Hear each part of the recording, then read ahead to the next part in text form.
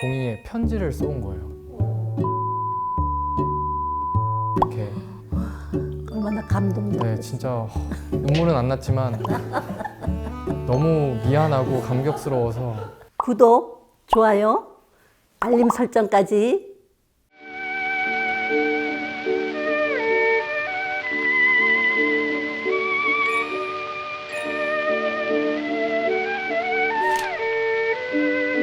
저는 사실 제가 되고 싶은 아빠의 모습 중에 어떤 모습이 있냐면, 제가 잊지 못하는 장면이 있어요. 제가 엘리베이터를 타고 있었는데 어떤 되게 멋진 중년의 아빠랑 한 중고등학생 정도 돼 보인 딸 아이랑 이렇게 손을 꼭 붙잡고 타는 거예요. 그래서 저는 너무 부러웠어요? 네, 너무 부러웠어요. 그러니까 진짜 저 나이가 되어서도 아빠의 손을 꼭 붙잡을 수 있구나. 근데 사실 그 모습은 장인어른이랑 아내 통해서도 많이 봤었거든요. 저 나이가 돼서도 아빠랑 허깅을 할 수가 있네? 저희 집에서는 상상할 수도 없는, 어떻게 가족끼리 허그를, 네. 그런 모습, 충격을 받았었고, 실제로 그런 모습을 보니까 더 크게 와닿는 거예요. 그래서 저런 아빠가 되고 싶다라는 생각을 했었고, 화장을 하고 싶어 한다 하면 무조건 못하게 하는 게 아니라, 그래? 그러면 어떤 화장품이 더 너한테 좋은지 알아보자. 같이 한번 찾아보자. 그리고 화장 이상하게 하면 좀 못 배운 애 같으니까 정확하게 화장을 할 수 있는 방법을 한번 배워보자. 이렇게 뭐 원데이 클래스라든지 아니면 너네 엄마 화장 잘하니까 엄마한테 한번 좀 배워봐라.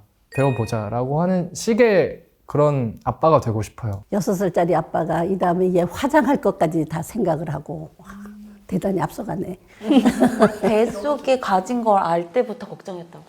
딸이라는 그러니까 저는 말씀드렸다시피 형제가 있는 집안에서 자랐다 보니까 제 아이는 아들이었으면 좋겠다라고 생각을 했었어요. 왜냐면 제가 그래도 경험해온 바가 있고 자라온 환경이 있기 때문에 좀 더 잘 알려줄 수 있지 않을까, 대할 수 있지 않을까 해서 아들이기를 원했는데, 딸이라는 얘기 딱 뱃속에 있을 때 딸이라는 얘기를 듣자마자 장인어른 얼굴이 제일 먼저 떠올랐어요. 이 귀한 딸을 어떻게 나에게 주셨지? 어떻게 나에게 줬어? 그러니까 그때부터 이미 저한테는 너무 소중한 존재였던 거예요. 그 유주 자체만으로. 그래서 제가 되고 싶은 아빠의 모습이 그때부터 형성이 되었는데, 현실은 그렇게 녹록하지 않다. 너 이거 왜 못해? 다시 해봐. 이러고 있으니까 제가 너무 그 딜레마가 있어서 늘. 아빠 힘들죠? 네. 아빠 역할 힘들죠? 네. 그렇지만 또 생각보다 어려운 점만 있는 게 아니라 아까 너무 예쁜 면이 많잖아. 그리고 아이도 아빠가 너무하다 하면서도 또 아빠하고의 즐거운 시간도 있으니까, 좋은 시간들도 있으니까 이게 잘 상쇄가 될 때도 많아요. 너무 죄책감 가질 건 없고. 얼마 전엔 제가 또다시 유주에게 권위적인 아빠의 모습을 보이고 있을 때였어요. 정확히는 기억이 안 나요. 근데 유주한테 좀 권위적인 모습으로 좀 혼을 냈던 것 같아요. 유주야, 그런 상황에서는 그렇게 하면 안 돼. 이렇게 해야 돼. 너 왜 그랬어? 라고 좀 훈육을 했던 순간이었던 것 같은데, 아빠한테 너무 상처를 받았을 것 같은 거예요. 그래서 유주야, 아빠는 유주한테 참 나쁜 아빠인 것 같아. 미안해. 라고 얘기했는데, 유주가 그 상황에서는 말이 없다가 종이에 편지를 써온 거예요. 아빠는 나쁜 아빠 아니에요. 이렇게. 얼마나 감동적. 네, 진짜 종이에 편지를 써온 거예요. 아빠는 나쁜 아빠 아니에요. 이렇게. 얼마나 감동적. 네, 진짜 눈물은 안 났지만 너무 미안하고 감격스러워서. 우리가 눈물이 글썽글썽. 눈물 나. 그럴 때 울어도 돼. 네. 또 뭐가 저는 궁금했냐면, 교육에 대해서도 사실은 되게 많이 생각이 다른 것 같은 거예요. 예를 들어 사교육이라든가 그거를 어떻게 바라보게 되는지, 사교육에 대한 생각들도 저는. 유주가 태어나기 전, 그리고 유주가 뭐 태어난 지 얼마 안 됐을 그 시기에는 저랑 아내랑 같이 이런 말들을 진짜 많이 했던 것 같아요. 우리 사교육 시키지 말자. 우리 요즘 엄마 따라가지 말고 우리 아이들 원하는 대로 해주자. 하고 싶다면 하게 해주고, 하기 싫다면 하게 하지 말자. 이런 얘기를 많이 했는데, 한 달에 사교육비가 80만 원만 나가고 있는 저희를 보면서, 아니, 아직 초등학교 들어가기도 전에 80만 원이 들면. 우리 지금 뭐 하고 있는 거냐 해서 과감하게 다 끊었거든요. 어떤 무슨 계기가 있었어요? 끊는데? 돈 때문에? 돈이 너무 들어서? 그것도 있습니다. 그래서 유주한테 미안하지만 유주야 이거 별론 것 같아. 별론 것 같아. 회유하기도 하고 그랬었는데 그때 했던 게 뭐냐면 학습지, 네, 학습지랑 그리고 테니스. 제가 테니스를 너무 좋아하니까 딸도 한번 같이 했으면 좋겠지 않을까 해서 억지로 시키지 않았습니다. 억지로 시키지 않았습니다. 6살을. 그 큰 라켓을 아이가 들고. 아니 그렇지만 그 큰 라켓을 아이가 들고. 유아용 라켓으로 했는데 그러니까 아빠를 닮아서 그런지 너무 잘하더라고요. 그래서 그거 끊을 때 많이 아쉬웠고 그리고 발레.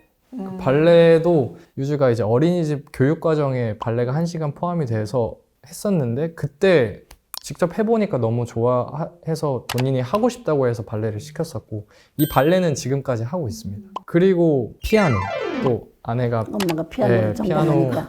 네, 엄마 아빠 욕심이다. 네, 피아노 선수였다고 가족끼리 가르치면 안 된다는 거 저희가 이미 경험했잖아요. 다시 해봐. 이렇게 될까봐 50분 동안 앉혀놓고 한 문제 가지고. 너 이거 아는 거잖아. 다시 해봐. 다시 해봐. 이렇게 될까봐. 그래서 그 친한 또 선생님이 있어서 그 피아노를 했었는데 또 너무 잘했어요. 너무 잘 따라해주고 좋아해주고 했는데 유주가 아직 한글도 모르는데 그 한글로 적힌 악보들 책 보면서 피아노를 친다는 게 너무 좀 시기상조가 아닌가 싶어서 이거 좀 아닌 것 같다. 좋은 경험했다 생각하고 과감하게 끊어버렸습니다. 그래서 사교육을 저희도 하지 않으면 좋지만 늘 그런 게 있어요. 유주가 하고 싶어 하는 건 해줘야 되는 게 또 부모로서의 역할 아닌가 나는 생각이 그것도 있어서. 이제 조금 허점이 있다고 생각을 하는데 아이들은 남이 하면 하고 싶어해. 그게 정말 어떤 걸 배울런지 모르지만 그냥 이렇게 피상적으로 그냥 겉에 보는 것만을 갖고 자기도 그거 하고 싶다. 그럼 그걸 정말 가르쳐야 될 거냐. 그 아이에게 적성도 없고 그냥 자기하고 친한 아이가 하니까 시켜달라. 그러면은 마치 그 아이가 그걸 좋아하는 것처럼 착각을 한다 이 말이에요. 아이 자신도 자기가 그걸 좋아한다고 생각하고 부모도 우리 아이가 좋아하니까 시킨다. 좋아하기 때문에 시킨다라고 하면서 아이들을 내모는 것도 굉장히 많아요. 좋아한다는 것도 한 번쯤은 더 짚어보고 제가 전에도 그랬죠. 하고 싶다 그래도 시키지 말고 또 미루라고 그랬어. 그러니까 애들이 뭐 하고 싶다 그래 놓고도 사실 또 시키면 조금 가다가 실증 내고 안 하는 경우도 많잖아요. 그러면 시간 낭비, 돈 낭비한 거죠. 피아노 전공자가 있어서 좀 조심스럽긴 하지만 저희 딸이 둘 다 초등학교 입학하고 나서 9살 때부터 피아노를 뒤늦게 시작을 한 거거든요. 요즘 아이들은 어릴 때부터 시작하잖아요. 좀 늦게 시작하게 된 거는 물론 아이들이 하겠다고 얘기를 하지도 않았었지만 친한 친구, 학부모 어머님이 이제 피아노를 가르치셨는데 얘기를 하셨어요. 우리 애가 3년 만에 체르니에 들어갔다 그래서 되게 대단해 보였거든요. 근데 우리 딸이 뒤늦게 이제 보더니 하겠다고 해서 어느 정도 잘한 다음에 했는데 이 손가락이 어느 정도 길이가 커진 상태에서 배우니까 그런 건지 아니면 두뇌가 좀 튀어서 그런 건지 모르지만 저는 최소한 3, 4년 걸리는 줄 알았는데 진짜 한 6개월? 이거 만에 막 체르니 넘어가고 이런 걸 보는데 사실 제가 보기에 예체능적인 재능이 있어서 이런 것 같진 않거든요. 손가락이 자랄 때까지 기다려주는 것도 괜찮은가? 제가 저번에도 얘기했잖아요. 어렸을 때 1년 나갈 진도를 커서 하면 한 달 만에 다 한 달 나갈 만에 수 있다고. 네. 저는 빨리 시작하는 거는 그러니까 여기 있는 어머니들 이제 조기 교육은 시킬 필요 없다라는 그런 좀 공감이 생기셨나요? 아직도 그래도 시켜야 돼요? 근데 어렸을 때부터 하면 좋은 것들은 좀 있긴 하더라고요. 예를 들면 수영 같은 거는 어른이 돼서 배우려고 하면 정말 오래 걸리고 사실 요즘엔 생존 수영도 너무 필요하잖아요. 그래서 저는 사실 딸아이가 스스로 씻고 스스로 옷 입고 모든 게 가능해지면 사실 수영을 좀 가르치고 싶거든요. 근데 이제 우리가 수영 빨리 가르쳐서 애가 잘하면 좋죠.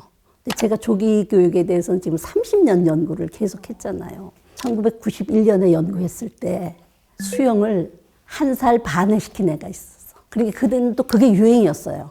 얘네들을 정말 물고기처럼 그냥 물에다 담그면 애들은 헤엄친다. 본 것 같아요. 맞아요. 양수에서 했던 게 있었어요. 그러니까 그렇게 해서 아이들을 시키면 얘들은 정말 뭐 너무 수영을 잘한다는 거죠.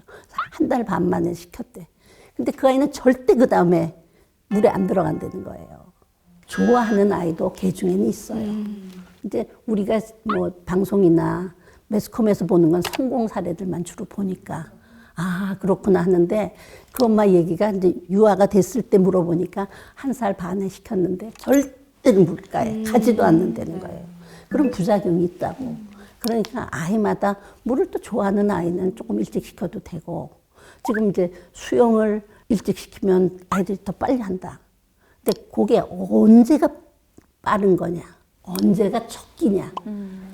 제가 항상 강조하는 건 적기에 시켜라. 그 아이가 정말 원하면서 또 자기 신체 발달상으로도 할만해. 그럴 때 시키고 지가 좋아서 하면 그거는 좋은 거죠. 저도 이제 수영을 어릴 때도 했고, 근데 지금도 아직 뭐 마스터는 못했지만 내가 수영 못한다고 큰일 날 일 있어?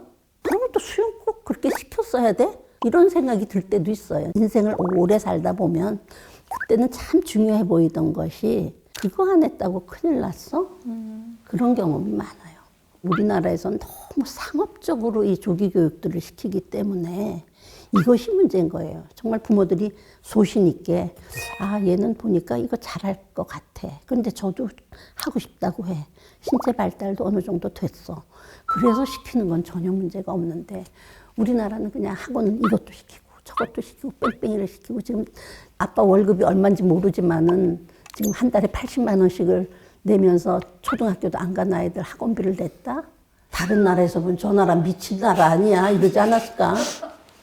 근데 우리는 다 옆에 다 그렇게 시키니까 이거 안 하면 큰일 나지. 쟤 저거 하는데 우리는 이거 안 했어. 쟤보다 뒤지잖아. 근데 10년만 지나고 나서 보자고. 그럼 그거 하내나 안 하내나. 안 시키는 돈이 세이브 됐을 거 아니야. 근데 아무튼 뭐 딱 일체 끊고 발레만 시킨다니까 큰 결심 잘한 거예요. 네. 잘했어요. 저도 네, 수영을 초등학교 저학년 때 했는데 그때 물에 대한 공포심이 생겨서 25쯤에 어른 돼서 이게 좀 해소가 됐어요. 그때부터 좀 하거든요. 그래서 다 적기만 성향 따라서 맞아요. 있는 것 같아요. 그러니까 저도 만약에 유주 수영을 시켰을 때 유주가 무서워한다 그러면 과감하게 끊어버릴 거예요. 그래서 유주는 제가 항상 표현하는 게 처음이 어려운 아이라고 표현하거든요. 불안이 좀 많은 맞아요. 친구여서. 그래서 그 처음을 되게 조심스럽게 다가갔을 때 호기심을 보인다, 하고 싶어 한다 하면 시키고 시간이 더 필요하다 그러면 과감하게 끊고 하는 거에 이제 어느 정도 익숙해져서 저도 이제 유주랑 좀 그런 호흡은 잘 맞는다고 생각해서 결정을 할 거고요. 그리고 적기 말씀하셨는데 그러니까 저도 하나 떠오른 게 저희 아버지가 되게 엄한 아빠였고 선생님이었다고 했잖아요. 저희는 미용실을 2번씩 갔어요. 제가 원하는 대로 자르고 오면 다시 잘라와. 더 깎아와. 더 가까워. 그래서 항상 그 상고머리, 그 하얀 머리 있잖아요. 옆배 뒤에 하얀 머리, 그런 머리로 잘라야 그날 집에 들어올 수 있었는데 근데 항상 저희 형이 우스갯소리를 하는 얘기가 있어요. 아니 지금 자르라고 안 해도 이렇게 잘 자르고 다니는데 알아서 짧게 자르는데 그때 뭐가 그렇게 아쉬우셔서 짧게 자르라고 했냐. 크면 알아서 짧게 자르고 하는데 그러면 아버지 또 웃으시면서 그때는 그냥 그러고 싶었다. 아니 그리고 그땐 다 그래야 네. 깔끔하게 하고 다녀야 네. 단정하고 집안에서 교육도 잘 시키는 그런 가정이다 그렇게 생각했었거든요. 저도 미국 가서 우리 아이가 히피처럼 머리 이렇게 남자아이가 기르고 운동화 끈으로 머리 이렇게 묶고 너무 창피했어요. 바지 다 찢어진 거예요. 그 당시에는 한국에서는 상상을 못하니까. 정말 창피했는데 버클리를 갔는데 얘가 대학을 버클리 가보니까 전부 다들 그러고 있어. 그래서 내가 걔 보고 얘 여기가 네 고향이구나. 근데 보스턴에서는 안 그렇거든요. 보스턴에서는 훨씬 보수적이라 거기하고는 또 문화가 많이 달랐어. 근데 얘는 이제 앞서갔던 거죠, 시대를. 근데 그거를 이제 부모 입장에서는 보기가 참 어렵다고. 이제는 세상이 뭐 하도 이렇게 뭐 섞이고 급진적으로 변하고 있어서 우리가 받아들이려고 노력은 하지만 그때 그 아빠로서는 또 최선을 다하셔서 네. 그 기강을 잡으시려고 애썼던 거죠. 요즘 버클리 얘기하시니까 진짜 궁금한 게 영어 교육 자녀들 언제부터 시키신 거예요? 몇 살 때? 버클리를 나왔으니까 갑자기 되게 귀가 쫑긋해지면서 영어를 갑자기 때려 가르쳐가지고 모국어 쓰는 사람만큼 잘하게 할 거다. 엄마도 영어를 좋아하는 것처럼 영어 책도 읽고 엄마가 제가 영어 좋아하는 척을 해야 되는 건가요? 그리고 내가 이거 보여줘. 좋은 아빠가 되려면 어떻게 해야 되나요? What do I do to be a good dad? 보셨어요? 아니면 영어로 했을 때 한국말로 번역해 주는 거. What's your name? 젊음은 그것을 판매하는 것을 좋아하지 않을 것입니다. 엔지